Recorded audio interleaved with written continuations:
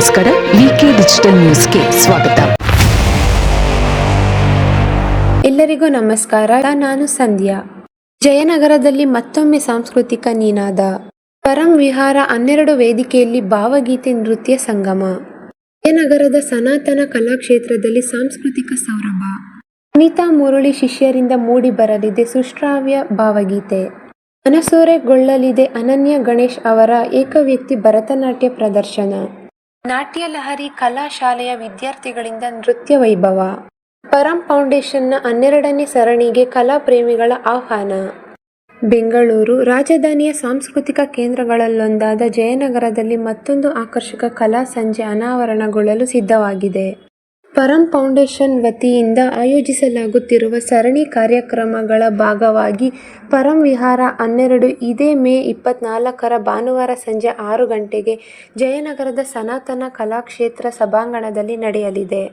ಉದಯೋನ್ಮುಖ ಹಾಗೂ ಪ್ರತಿಭಾವಂತ ಕಲಾವಿದರಿಗೆ ವೇದಿಕೆ ಕಲ್ಪಿಸುವ ಈ ಅಪರೂಪದ ಗಾನ ನೃತ್ಯ ಜುಗಲ್ಬಂದಿಗೆ ಬೆಂಗಳೂರಿನ ಕಲಾ ಪ್ರೇಮಿಗಳು ಸಾಕ್ಷಿಯಾಗಲಿದ್ದಾರೆ.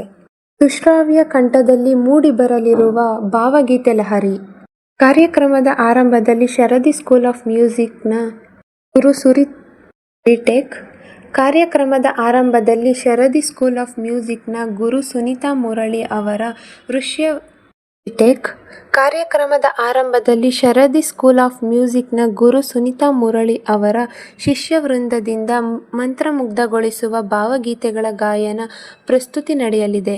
ಹಿತವಾದ ಸಾಹಿತ್ಯ ಮತ್ತು ಮಧುರ ನಾದದ ಮೂಲಕ ಶ್ರೋತೃಗಳನ್ನು ರಚಿಸಲಿರುವ ಈ ಕಚೇರಿಗೆ ಕೀಬೋರ್ಡ್ನಲ್ಲಿ ದುಷ್ಯಂತ್ ಹಾಗೂ ರಿದಮ್ ಪ್ಯಾಡ್ನಲ್ಲಿ ಮಂಜುನಾಥ್ ಭಟ್ ಸಾಥ್ ನೀಡಲಿದ್ದಾರೆ. ಅನನ್ಯ ಗಣೇಶ್ ಅವರ ಭರತನಾಟ್ಯ ವೈಭವ. ಗಾಯನದ ನಾದ ಲಹರಿಯ ನಂತರ ಶಾಸ್ತ್ರೀಯ ನೃತ್ಯದ ನಯನ ಮನೋಹರ ಪ್ರದರ್ಶನ ಸಭಿಕರನ್ನು ಕಣ್ಮನ ಸೆಳೆಯಲಿದೆ.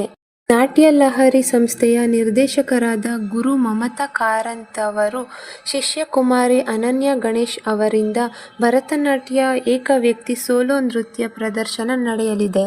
ಸಾಂಪ್ರದಾಯಿಕ ನೃತ್ಯದ ಘನತೆ, ಲಾಸ್ಯ ಮತ್ತು ಕಲಾತ್ಮಕ ಶಿಸ್ತನ್ನು ತಮ್ಮ ಅಭಿನಯದ ಮೂಲಕ ಅನನ್ಯ ಅವರು ರಂಗದ ಮೇಲೆ ತರಲಿದ್ದಾರೆ. ಇದರ ಜೊತೆಗೆ ನಾಟ್ಯ ಲಹರಿ ನೃತ್ಯ ಶಾಲೆಯ ಇತರ ವಿದ್ಯಾರ್ಥಿಗಳಿಂದಲೂ ಆಕರ್ಷಕ ಸಮೂಹ ನೃತ್ಯ ಪ್ರದರ್ಶನಗಳು ಮೂಡಿಬರಲಿವೆ. ಪರಂ ಫೌಂಡೇಶನ್ನಿಂದ 12ನೇ ಆವೃತ್ತಿಯ ಯಶಸ್ವಿ ಹೆಜ್ಜೆ. ಹೊಸ ತಲೆಮಾರಿನ ಕಲಾ ಪ್ರತಿಭೆಗಳನ್ನು ಪ್ರೋತ್ಸಾಹಿಸುತ್ತಾ ಬಂದಿರುವ ಪರಂ ಫೌಂಡೇಶನ್ನ 12ನೇ ಆವೃತ್ತಿಯ ಕಾರ್ಯಕ್ರಮ ಇದಾಗಿದೆ. ಈ ಕಾರ್ಯಕ್ರಮಕ್ಕೆ ಬೆಂಗಳೂರಿನ ನಾನಾ ಭಾಗಗಳಿಂದ ಸಂಗೀತ ಮತ್ತು ನೃತ್ಯ ಆಸಕ್ತರು ಹೆಚ್ಚಿನ ಸಂಖ್ಯೆಯಲ್ಲಿ ಆಗಮಿಸಿ ಕಲಾವಿದರನ್ನು ಹುರಿದುಂಬಿಸಬೇಕಾಗಿ ಸಂಘಟಕರು ಕೋರಿದ್ದಾರೆ. ಈ ಕಾರ್ಯಕ್ರಮಕ್ಕೆ ಬೆಂಗಳೂರಿನ ನಾನಾ ಭಾಗಗಳಿಂದ ಸಂಗೀತ ಮತ್ತು ನೃತ್ಯ ಆಸಕ್ತರು ಹೆಚ್ಚಿನ ಸಂಖ್ಯೆಯಲ್ಲಿ ಆಗಮಿಸಿ ಕಲಾವಿದರನ್ನು ಹುರಿದುಂಬಿಸಬೇಕಾಗಿ ಸಂಘಟಕರು ಇದ್ದಾರೆ. ಸಹ ನಿರ್ದೇಶಕ ಶಿವಮೊಗ್ಗದ ನಂದೀಶ್ ಹೃದಯಾಘಾತದಿಂದ ವಿಧಿವಶ. ಕನ್ನಡ ಚಿತ್ರರಂಗ ಮತ್ತು ಕಿರುತೆರೆ ಲೋಕಕ್ಕೆ ಮತ್ತೊಂದು ಭರಿಸಲಾಗದ ಆಘಾತ ಎದುರಾಗಿದೆ. ಕನ್ನಡದ ಪ್ರತಿಭಾವಂತ ಯುವ ಬರಹಗಾರ ಮತ್ತು ಸಹ ನಿರ್ದೇಶಕರಾಗಿದ್ದ ನಂದೀಶ್ ಜಿಟಿ 37 ಅವರು ಇಂದು ಹೃದಯಾಘಾತದಿಂದ ಬಾರದ ಲೋಕಕ್ಕೆ ತೆರಳಿದ್ದಾರೆ.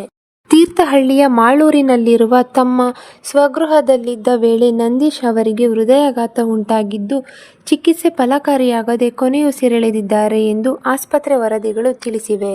ಚಿತ್ರಕಥೆ ಸಂಭಾಷಣೆಯಲ್ಲಿ ಗುರುತಿಸಿಕೊಂಡಿದ್ದ ನಂದೀಶ್ ಅವರು ಕನ್ನಡ ಸಿನಿಮಾ ಹಾಗೂ ಧಾರಾವಾಹಿ ಲೋಕದಲ್ಲಿ ತಮ್ಮದೇ ಆದ ಛಾಪು ಮೂಡಿಸಿದ್ದರು.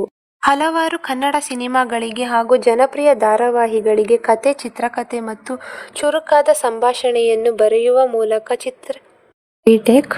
ಚಿತ್ರರಂಗದಲ್ಲಿ ಭರವಸೆಯ ಬರಹಗಾರನಾಗಿ ಗುರುತಿಸಿಕೊಂಡಿದ್ದರು. ಮೃತ ನಂದೀಶ್ ಅವರು ಪತ್ನಿ ಹಾಗೂ 2 ಪುಟ್ಟ ಮಕ್ಕಳನ್ನು ಒಳಗೊಂಡಂತೆ ಅಪಾರ ಬಂಧು ಮಿತ್ರರನ್ನು ಅಗಲಿದ್ದಾರೆ. ಎಲ್ಲರಿಗೂ ನಮಸ್ಕಾರ. ವಿಕೆ ನ್ಯೂಸ್ ಡಿಜಿಟಲ್ಗೆ ಸ್ವಾಗತ. ನಾನು ಸಂಧ್ಯಾ. ಏರ್ಪೋರ್ಟ್ನಿಂದ ವಿವಿಧ ಸ್ಥಳಗಳಿಗೂ ಬಿಎಂಟಿಸಿ ವ್ಯಾಪ್ತಿ ವಿಸ್ತರಣೆ. 70 ಕಿಲೋಮೀಟರ್ವರೆಗೂ ಬಸ್ ಸಂಚಾರ ವಿಸ್ತರಿಸಿದ ಬಿಎಂಟಿಸಿ. ಅಂತಾರಾಷ್ಟ್ರೀಯ ವಿಮಾನ ನಿಲ್ದಾಣಕ್ಕೆ ಪ್ರತಿನಿತ್ಯ ರಾಜ್ಯದ ಹಲವೆಡೆಗಳಿಂದ ಲಕ್ಷ ಜನ ಬರುವುದು ಸಹಜ. ಹಾಗಾಗಿ ಏರ್ಪೋರ್ಟ್ ಪ್ರಯಾಣಿಕರಿಗೆ ಮತ್ತೊಂದು ಗುಡ್ ನ್ಯೂಸ್ ನೀಡಲು ಬಿಎಂಟಿಸಿ ಮುಂದೆ ಬಂದಿದೆ. ಸದ್ಯ ಬಿಎಂಟಿಸಿ ವಿವಿಧ ಜಿಲ್ಲೆಗಳಿಗೂ ಏರ್ಪೋರ್ಟ್ ಕಂಡಕ್ಟರ್ ಬಸ್ ಓಡಿಸಲು ಕಾರ್ಯೋನ್ಮುಖವಾಗಿದೆ. ಈಗಾಗಲೇ ಬಿಎಂಟಿಸಿ ಸಂಸ್ಥೆಯ ಬಸ್ಗಳು ಬೆಂಗಳೂರಿನ ದಶದಿಕ್ಕುಗಳಿಗೂ ತನ್ನ ವ್ಯಾಪ್ತಿ ವಿಸ್ತರಿಸುವುದು ಹೆಮ್ಮೆಯ ಸಂಗತಿಯೇ. ಪ್ರತಿನಿತ್ಯ ಎಲೆಕ್ಟ್ರಿಕ್ ಬಸ್ಗಳು ಸೇರಿ ಸುಮಾರು 6,750 ಬಸ್ಗಳು ಕಾರ್ಯನಿರ್ವಹಿಸುತ್ತಿವೆ. ದಿನಂಪ್ರತಿ 30ರಿಂದ 35 ಲಕ್ಷ ಮಂದಿ ಪ್ರಯಾಣಿಸುತ್ತಿದ್ದಾರೆ. ಪ್ರಯಾಣಿಕರ ಅನುಕೂಲಕ್ಕಾಗಿ ಬೆಂಗಳೂರು ಸುತ್ತಮುತ್ತಲಿನ ಜನರಿಗೆ ಅನುಕೂಲವಾಗುವ ನಿಟ್ಟಿನಲ್ಲಿ ಜಿಬಿಎ ವ್ಯಾಪ್ತಿಯ ನಂತರ ಸುಮಾರು 70 ಕಿಲೋಮೀಟರ್ವರೆಗೂ ಬಿಎಂಟಿಸಿ ಬಸ್ಗಳ ಕಾರ್ಯಾಚರಣೆ ಆರಂಭಿಸಿದೆ.